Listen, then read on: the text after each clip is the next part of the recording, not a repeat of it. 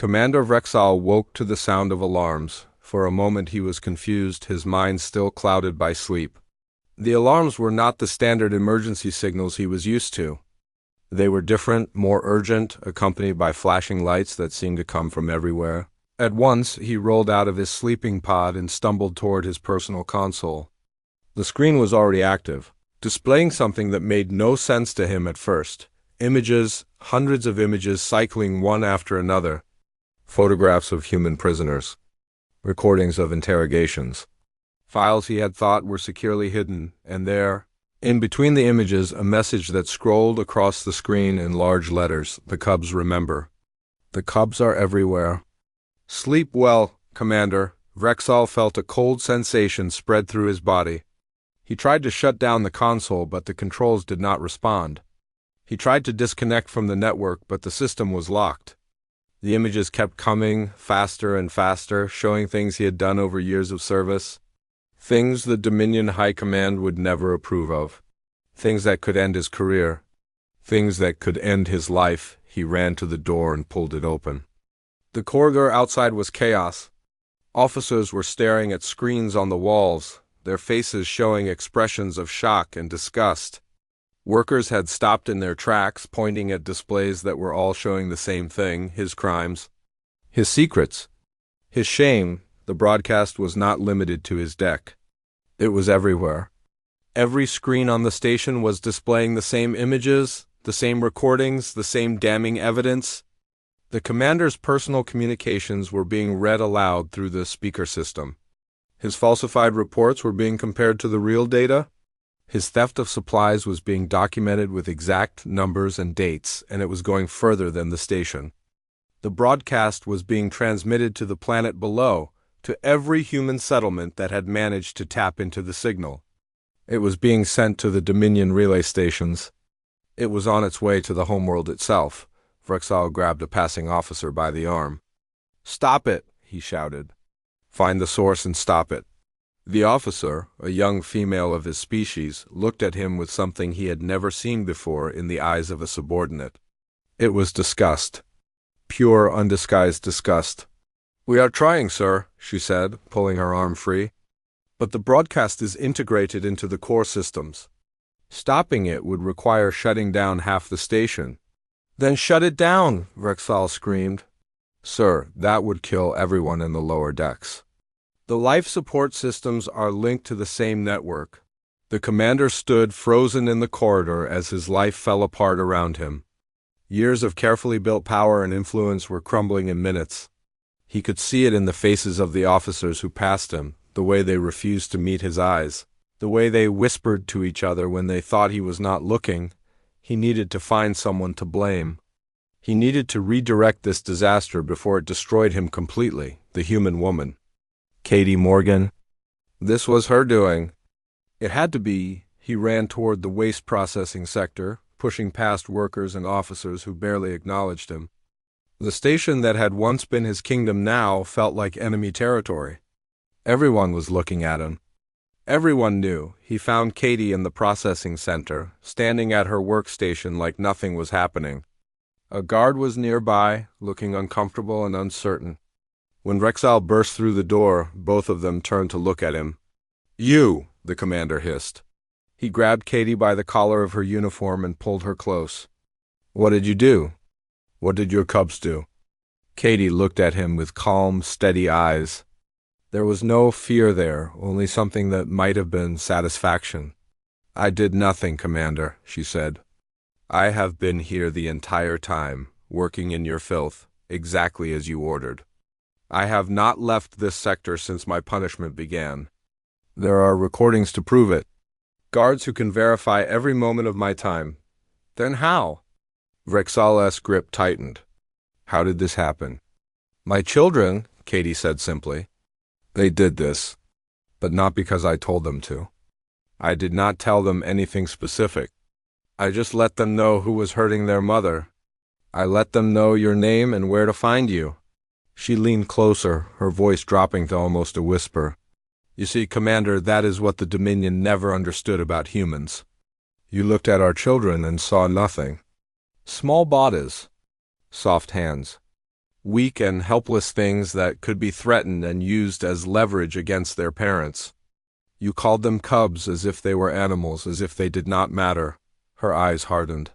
But human children are not helpless. They are not harmless. They are patient and clever, and they remember everything. Every hurt, every insult, every face that made their families suffer. They grow up watching and waiting and learning, and when the time comes they act. Vrexala's mandibles trembled. Make it stop. Call them off. I will reduce your sentence. I will release you immediately. I will give you whatever you want. Just make it stop. Katie shook her head slowly. I cannot make it stop, Commander. I do not control them. No one does. That is what makes them so dangerous. They are not soldiers following orders. They are not terrorists with demands. They are just children who love their mother and hate the creature who hurt her. She pulled free from his loosened grip and straightened her uniform. You wanted to teach us fear, she said. You wanted to break me so that I would go home and teach my children to bow down to the Dominion. But here is the lesson you should have learned first, Commander. Never threaten a human mother in front of her children. Never let them see you hurting someone they love, because they will remember, and they will find a way to make you pay. The alarms were still blaring. Officers were calling for Vrexal on the communication system, demanding to know what was happening, demanding he answer for the crimes being broadcast to the entire sector. The High Command will want answers, Katie continued. Your own people will want to know how a single human prisoner managed to orchestrate something like this.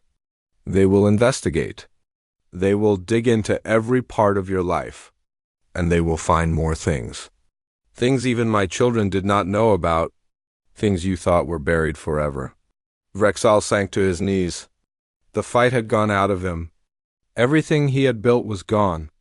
His reputation, his authority, his future, all of it destroyed by children he had never even seen. Please, he whispered. The translator made the words sound strange, broken. Please make them stop. Katie looked down at him for a long moment.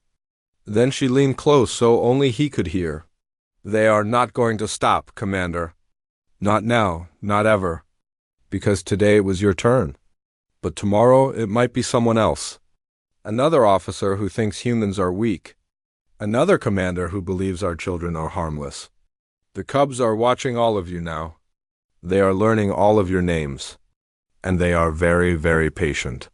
She stepped over his kneeling form and walked toward the observation deck. Through the windows, she could see the planet below. The same planet where her children were probably gathered around a screen right now, watching everything unfold down in the settlement. Danny, Mia, and Sam sat together in their shelter. The broadcast was playing on their small display, showing image after image of the commander's crimes. Other children had gathered around them, the ferrets and their families, watching in silence as the truth spread across the stars. Sam tugged on his brother's sleeve. Did we do it, Danny? Did we make him beg? Danny put his arm around his little brother and smiled. Yeah, Sam, we did it. Mia was already thinking about the future. There would be consequences for this. The Dominion would not let such a humiliation go unanswered. But they had proven something today. They had shown that humans were not helpless, that even the smallest among them could strike back against tyranny. The news of what happened on the orbital station spread quickly. Humans in settlements across the sector heard the story of the children who brought down a commander. They told it to each other in whispers. They taught it to their own children as a bedtime story. The Dominion sent investigators. They sent new commanders. They increased security and monitoring, but they could not change what had happened. They could not erase the truth that had been revealed, and they could not stop the children from watching in the years that followed. Other Dominion officers would learn about what happened to Commander Vrexal. They would hear about the human woman who smiled when threatened. They would learn about the cubs who slipped through their defenses and destroyed everything from within. Some of them would become more careful, more respectful, more cautious in how they treated human families. Others would not, And they would learn the same lesson the hard way, because the cubs were always watching, always learning, always remembering, and they never, ever forgot. Katie Morgan finished her punishment and returned to the settlement.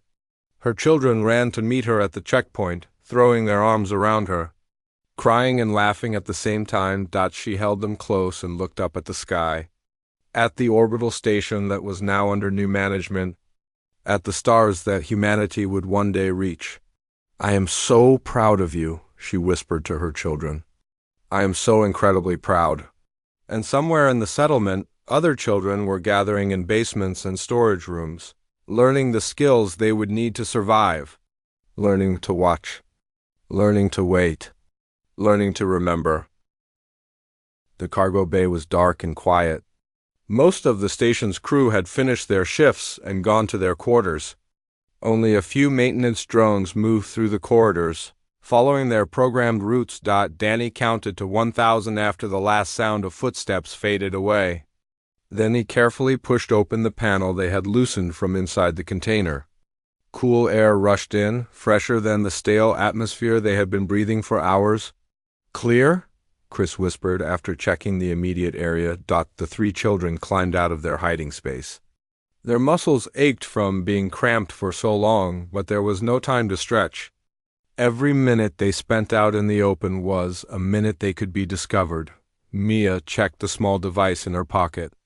It was still working, still ready to do its job. She had built it to be tough, knowing it would have to survive the journey. She felt a small wave of pride that it had made it this far. Danny pulled out a folded piece of paper. On it was a map of the station that the ferrets had assembled over years of careful observation. It was not complete, but it showed the main corridors, the locations of security cameras, and most importantly, the path to Deck 7, where Commander Vrexal had his private quarters. "Follow me," Danny said. "Stay close. Move when I move. Stop when I stop." They had practiced this kind of movement hundreds of times in the settlement, slipping past Dominion patrols, avoiding detection systems, making themselves invisible in plain sight. But this was different. This was enemy territory. One mistake and everything would be over. The maintenance tunnels ran through the station like veins through a body. They were designed for repair drones and small service equipment, not for people. But the ferrets had learned long ago that anywhere a drone could fit, a child could fit too. Danny led them through the tunnels, following his mental map. The walls were lined with pipes and cables. The floor was covered in dust that no one had bothered to clean in years. Small lights blinked at regular intervals, giving them just enough illumination to see where they were going. After 20 minutes of crawling and climbing, they reached an access point near Deck 7. Danny pressed his ear against the metal panel and listened. He could hear footsteps on the other side, heavy and slow. A patrol. He held up his hand to signal the others to wait. The footsteps grew louder, then softer, then faded away completely. Danny waited another full minute before carefully opening the panel. The corridor beyond was empty. The lights were dimmed for the night cycle, casting everything in a soft blue glow. Security cameras hung from the ceiling at regular intervals, but the ferrets had studied their rotation patterns. There was a 6-second window every 30 seconds. When this section of corridor was not being watched, Danny counted under his breath. When he reached 30, he moved. He crossed the corridor in 4 quick steps and pressed himself against the opposite wall, just beneath one of the cameras. Chris came next, then Mia. They moved like shadows, like ghosts, like children who had spent their whole lives learning to be invisible. Commander Vrexal's quarters were at the end of the corridor. A heavy door with a keypad lock stood between them and their target. This was the moment Mia had prepared for. She pulled out a small tool she had built specifically for this purpose. It was designed to interface with Dominion lock systems, exploiting a weakness in their design that the ferrets had discovered years ago. The locks reset their codes at midnight, and during the 3-second reset window, they were vulnerable. Mia checked the time display on her device. 11:59 and 40 seconds. "Get ready," she whispered. Donnie and Chris positioned themselves on either side of the door. If anyone came down the corridor, they would have maybe 2 seconds to hide. But there was nowhere to hide here. They were committed now, 11:59 and 55 seconds. Mia's hands were steady as she held her tool against the keypad. Midnight. The lock made a soft clicking sound as it began its reset cycle. Mia's device connected and sent a burst of code into the system. For one heartbeat, nothing happened. Then the door slid open. They slipped inside and let the door close behind them. The commander's quarters were larger than anything the children had ever seen. There was a sleeping pod against one wall, a personal console in the corner, storage units, a hygiene station. Everything was neat and organized. And there, in the sleeping pod, was Commander Vrexal himself. He was lying on his back, his mandibles slightly open, his chest rising and falling with slow breaths. The translator device on his chest was dark, deactivated for the night. Small sounds came from him, clicks and whistles that might have been snoring. Danny felt his heart pounding in his chest. This was the creature who had been tormenting his mother. This was the monster who had made her crawl through filth and humiliated her in front of everyone. Part of him wanted to do something violent, something permanent, but that was not why they were here. Mia moved quickly to the personal console. She pulled out the first device and attached it to a port on the back of the machine. Data began to transfer immediately, copying everything on the commander's system to a small storage chip. While the transfer ran, Danny and Chris kept watch. They took turns checking the door and monitoring the sleeping commander. Every small sound made them freeze. Every flicker of the lights made them hold their breath. After 3 minutes, the transfer was complete. Mia removed the first device and pulled out the second one. This was the broadcaster. She connected it to the commander's communication array, a powerful transmitter that could send signals across the entire system. The device activated and began uploading its payload, the hundreds of files they had found on the old memory chip. Photographs, recordings, evidence of years of cruelty, but Mia added something else too. A message she had written herself, simple words that would appear on every screen when the broadcast began. The device needed 5 minutes to fully integrate with the system. 5 minutes before it would be impossible to remove without triggering the broadcast. 5 minutes that felt like 5 hours. Danny watched the commander sleep and thought about his mother. Right now, she was probably in her tiny cell in the waste sector, trying to rest before another brutal shift. She had no idea that her children were here, just a few decks away, doing something that would change everything. Make Mama proud. That was what her message had said. Danny intended to do exactly that. 4 minutes, 3 minutes, a sound came from the sleeping pod. The commander shifted in his sleep, his mandibles clicking together. Chris reached for Danny's arm, his grip tight with fear. But Vrexal did not wake. He simply rolled onto his side and continued his alien snoring. 2 minutes. 1 minute. The device beeped softly, indicating that the integration was complete. Mia carefully disconnected from the console, leaving the broadcaster hidden in a space between the wall and the furniture. It would activate at dawn when the station's day cycle began. When everyone would be awake to see it, they moved back toward the door. Danny checked the corridor through a small gap and saw it was clear. The same 6-second window still applied. They waited, counted, and moved, back through the corridors, back into the maintenance tunnels, back through the dark spaces where no one ever looked. The journey seemed faster on the way out, or maybe it just felt that way because the hardest part was done. They reached the cargo bay just as the first hints of activity began in the station. Workers would be arriving soon to process the new shipments. The children found another hiding spot, a different container that was scheduled to return to the surface on the morning shuttle. As they curled up in the darkness, waiting for the shuttle to depart, Danny allowed himself a small smile. "We did it," he whispered. "Not yet," Mia said. "We did our part. Now we have to wait and see what happens." Chris was already half asleep, exhausted from the tension.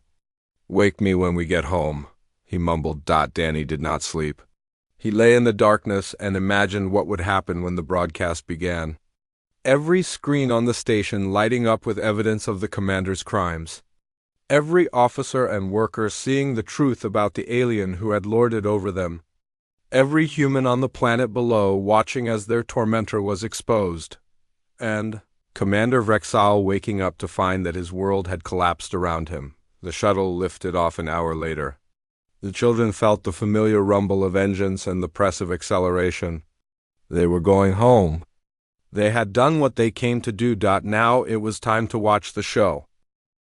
The human settlement had been built in a valley between two rocky hills.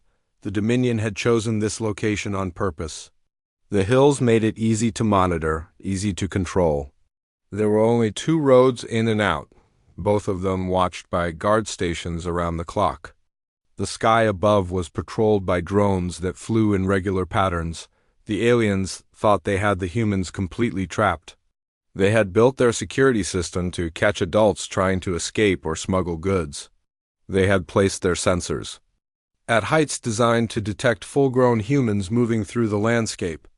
They had not considered children. The ferrets had discovered the gaps in the system years ago. It started with a game, kids daring each other to see how close they could get to the monitoring towers without being spotted. Over time, the game became something more serious. The children mapped the patrol routes. They timed the drone flights.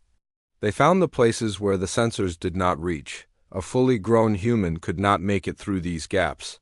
But a child who was small and careful could slip through like water through a crack in stone.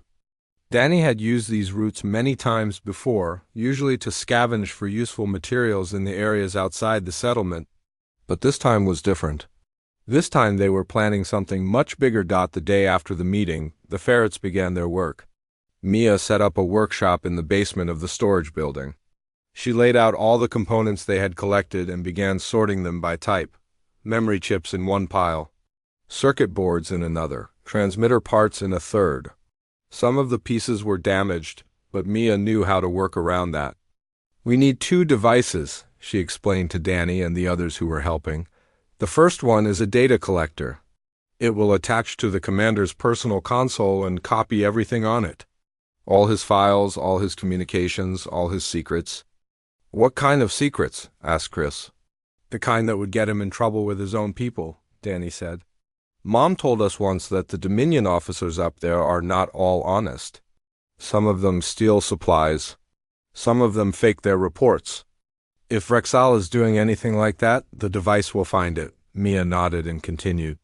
"The second device is a broadcaster.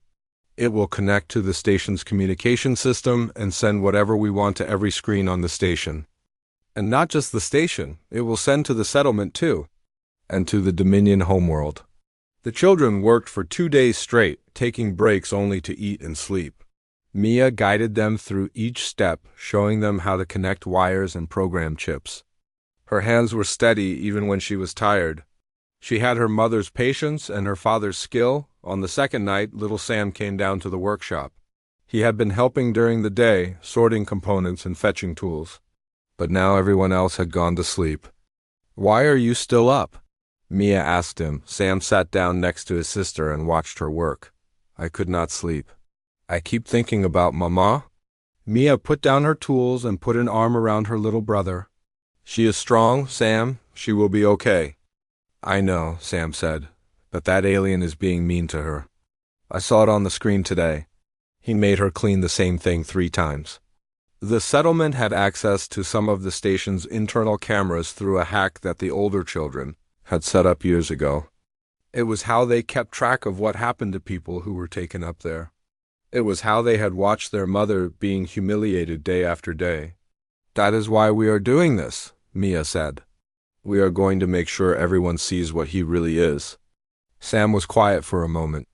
Then he said something that surprised his sister. "I found something else today. While I was sorting the parts, a memory chip that was different from the others." He pulled a small chip from his pocket and handed it to Mia. She looked at it closely under the work light. "Where did this come from?" "From the pile Chris brought yesterday. He said he found it near the old guard station, the one they abandoned last year." Mia turned the chip over in her hands. It was not like the standard Dominion memory storage. It was older, from a different system. "This is from their security archives," she said slowly. "This might have recordings on it, old footage they thought they deleted." She connected the chip to a small reader and waited. Data began to scroll across the screen. Her eyes went wide. "Danny," she called out. "You need to see this." Danny came running from the other room where he had been sleeping. He looked at the screen and his face went pale. The chip contained hundreds of files. Photographs and recordings from years of Dominion occupation. Images of human families being arrested. Footage of prisoners being beaten. Records of people who had died in custody. And more than that, there were images of Commander Rexall himself, going back years, showing him doing things that even the Dominion would consider crimes. "He kept records," Danny whispered. "He actually kept records of what he did. This changes everything," Mia said. "We do not just have to find his secrets anymore, we already have them. All we need to do is show everyone." The plan shifted. Instead of building a device to steal data, they would build a device to broadcast data. All of it. Every image. Every recording. Every piece of evidence showing what Rexall had done to humans over the years. The work went faster now. The children were energized by what they had found. Even the youngest ones understood what these files meant. This was proof. This was truth. And truth was a weapon that the Dominion could not stop. On the third day, the devices were ready. Danny called another meeting. This time he had a specific plan. "The supply shuttle leaves for the station tomorrow morning," he said.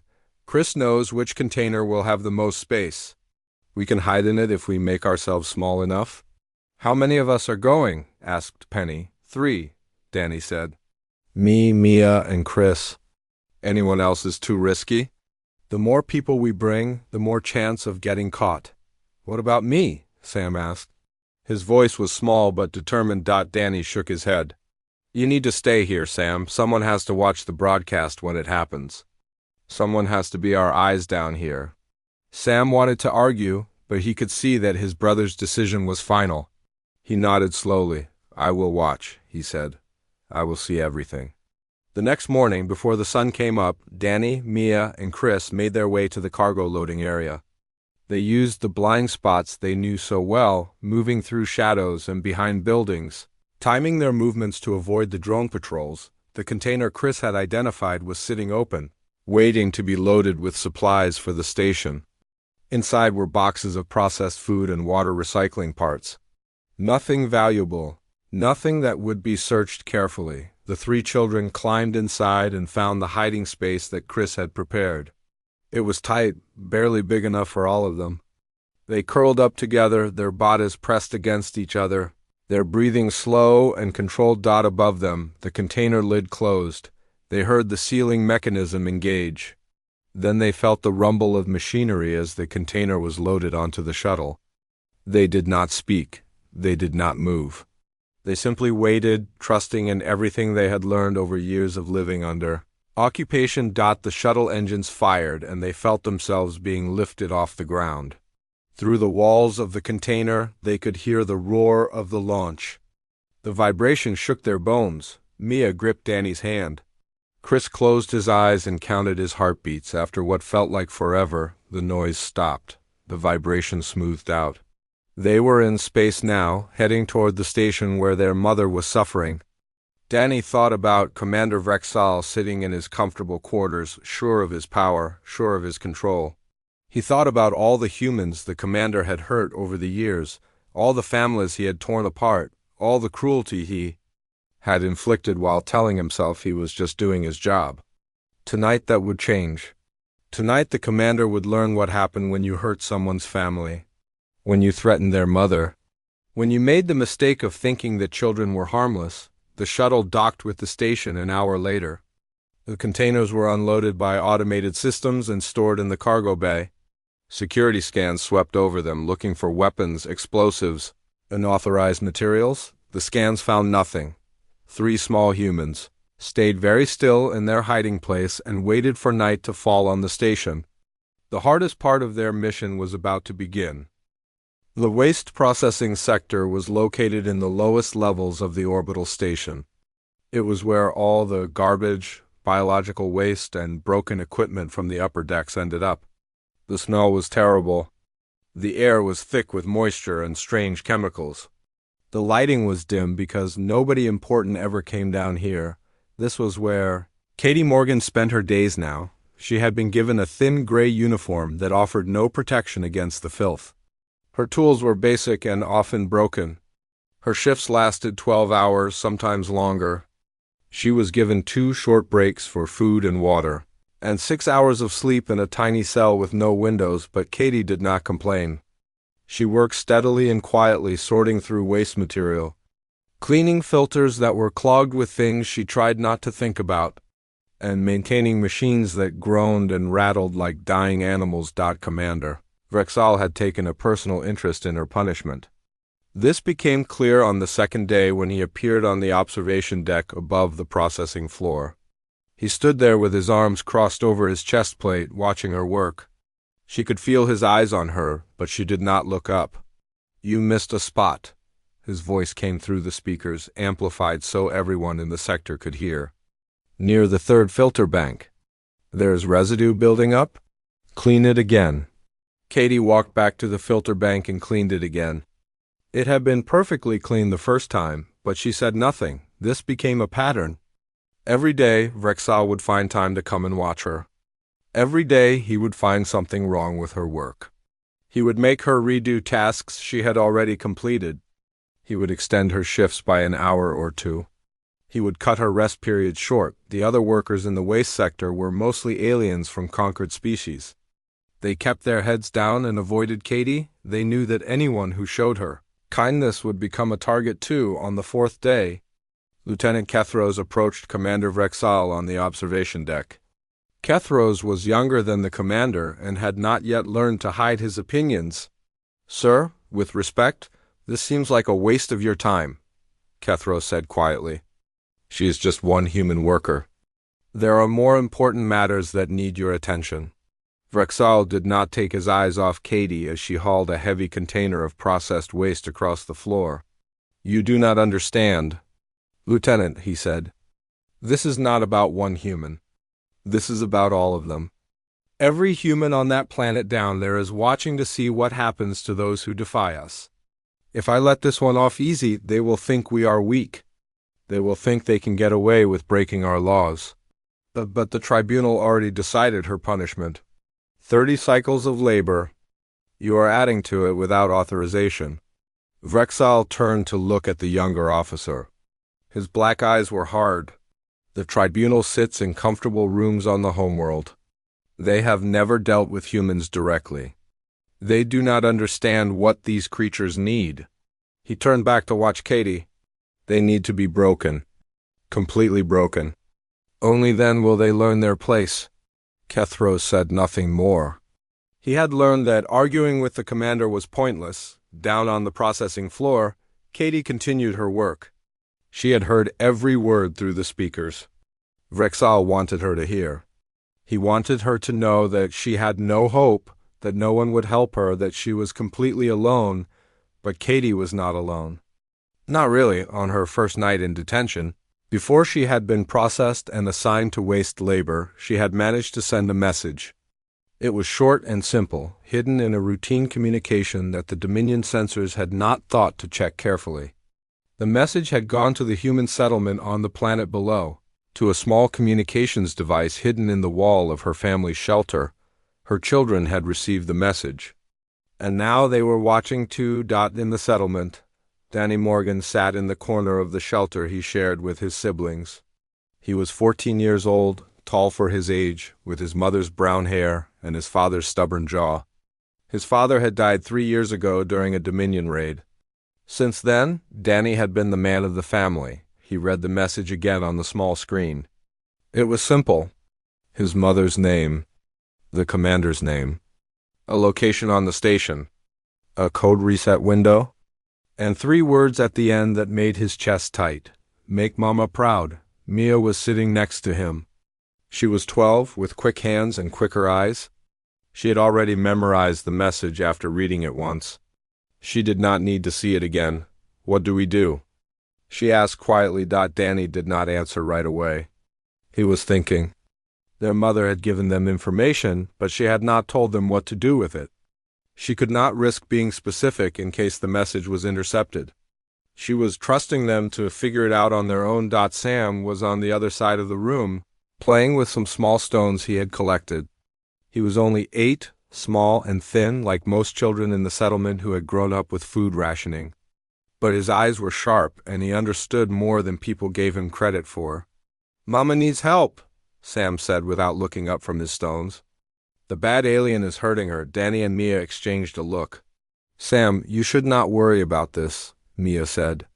"Danny and I will figure something out." "I want to help too," Sam said. He finally looked up and his eyes were serious. "Mama always says we are stronger together. All 3 of us." Danny nodded slowly. "Sam is right, but we cannot do this alone. We need the others." The others were a group of children who had formed their own network over the years of occupation.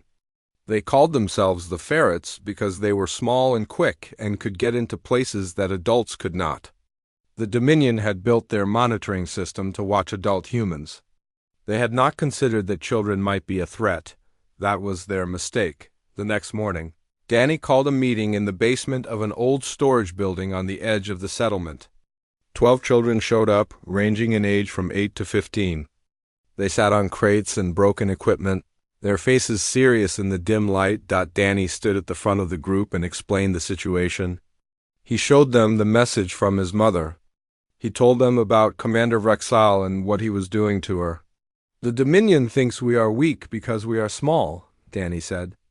"They think we are harmless because we are young, but we have been watching them for years. We know how they operate. We know their routines, their blind spots, their weaknesses." A girl named Penny raised her hand. She was 13, with red hair that she kept cut short so it would not get in the way. "What exactly are you proposing?" she asked. "We cannot fight them directly. We do not have weapons." "We do not need weapons," Danny said. "We need something better. We need information. And we need to deliver a message." He pulled out a small case from under his shirt. Inside were components he had been collecting for months. Broken pieces of Dominion technology that had been thrown away. Circuit boards, memory chips, transmitter parts. Things that seemed like junk to the aliens but could be turned into something useful by hands that knew what they were doing. Human hands. Children's hands. "We are going to build a device," Danny said. "Something that will show the commander who he is really dealing with. Something that will make him understand that hurting our families has consequences." Mia stepped forward and took over explaining the technical details. She was the best with electronics in the group. She had learned from her father before he died, and she had been practicing ever since. "It will take us a few days to put it together," she said. "Then we need to get it onto the station. That is the hard part." A boy named Chris spoke up from the back. He was 13, lean and strong from years of climbing through tight spaces. "I know how to get onto the station. The cargo containers have gaps in the scanning coverage. If we make ourselves small enough, we can slip through." The children discussed the plan for hours. They argued about details, identified problems, found solutions. By the time they were done, every one of them had a job to do. As they were leaving, little Sam tugged on Danny's sleeve. "What will the device do?" he asked. "Will it hurt the bad alien?" Danny knelt down so he was at eye level with his little brother. "No, Sam, it will not hurt him. It will do something much worse." He put a hand on Sam's shoulder. "It will show everyone exactly what kind of person he really is. And it will make sure he never has a peaceful night's sleep again." Sam thought about this for a moment. Then he nodded. "Good," he said. "He should not sleep good. Not after what he did to Mama?" Danny pulled his brother into a hug.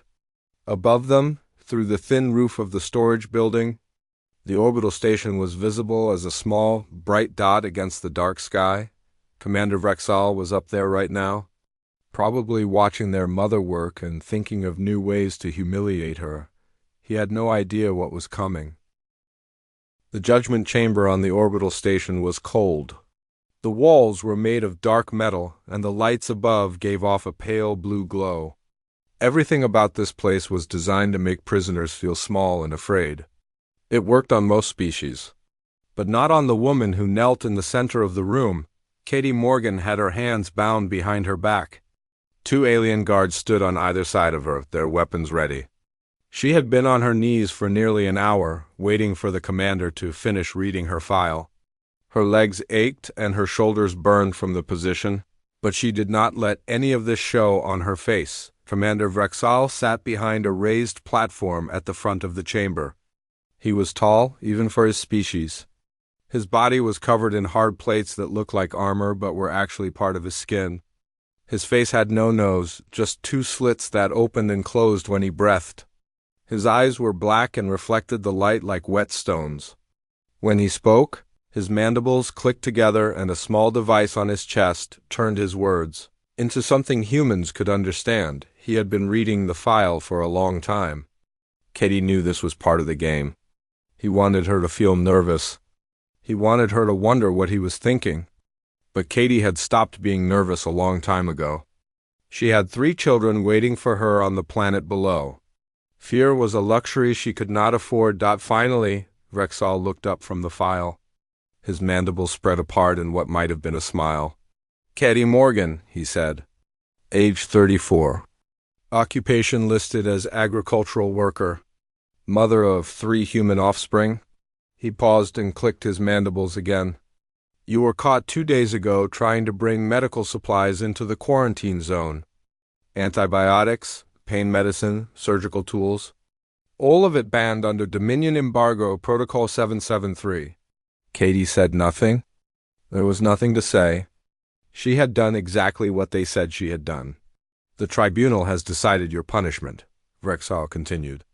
30 cycles of labor in the waste processing sector. You will clean filters, sort biological material, and perform maintenance on the recycling systems. He leaned forward and his black eyes seemed to gleam with amusement. This is what the tribunal believes is fair punishment for your crime. He let out a sound that the translator turned into laughter. It was a harsh, ugly noise. 30 cycles, he repeated. 1 month of cleaning waste. This is how the tribunal punishes someone who defied the Dominion. He shook his head slowly. Your species truly is pathetic. On my homeworld, we would take a hand for such defiance. Maybe an eye. Something that would remind you every day for the rest of your life that you made a mistake. Katie remained silent. She kept her eyes fixed on a point somewhere behind the commander's head. She had learned long ago that engaging with these creatures only made things worse. They wanted fear. They wanted tears. She would give them nothing. Vrexal seemed annoyed by her silence. He stood up and walked around the platform, moving closer to where she knelt. His footsteps made heavy sounds on the metal floor. When he stopped in front of her, she could smell him. His species had a scent like burnt metal and something rotten underneath. Nothing to say? He asked. No begging? No crying? The others always beg? He tilted his head to one side. Maybe you think you are brave. Maybe you think your silence makes you strong. He leaned down so his face was close to hers. His breath was hot and foul. Let me tell you something about strength, human. Strength is having the power to crush your enemies. Strength is making others kneel before you. What you have is not strength. It is stupidity. You risked everything for what? A few boxes of medicine? For animals who were going to die anyway? Katie finally looked at him. Her eyes met his and she did not look away. They are not animals, she said. Her voice was calm and steady. They are people. They are families. Children. Vrexal straightened up and clicked his mandibles rapidly. The translator turned it into a scoffing sound. Children, he repeated. Yes, I read about your children in the file. 3 of them, yes? 2 females and 1 male. The oldest is 14 standard years. The youngest is 8? He walked in a slow circle around her. They are in the settlement below. They have been there alone since you were arrested. Katie felt something cold move through her chest, but she did not let it show on her face. I wonder what they are doing right now, Vrexal continued. I wonder if they are crying for their mother. I wonder if they understand that she was foolish enough to get herself caught. He stopped in front of her again. The settlement has been informed of your crime and your punishment. Everyone down there knows what you did. Everyone knows that Katie Morgan thought she was clever enough to outsmart the Dominion." He leaned close again. "When you finish your 30 cycles of swimming in filth, you will go back to them. And you will teach them what you have learned here. You will teach them that defying the Dominion brings nothing but suffering. You will teach them proper fear." Katie held his gaze for a long moment. Then something happened that clearly surprised the commander. She smiled. It was not a big smile. It was small and quiet, just a slight curve at the corners of her mouth. But it was real. And something about it made Vrexal take a small step backward. "Something funny?" he demanded. "You find this amusing?" "No, Commander," Katie said.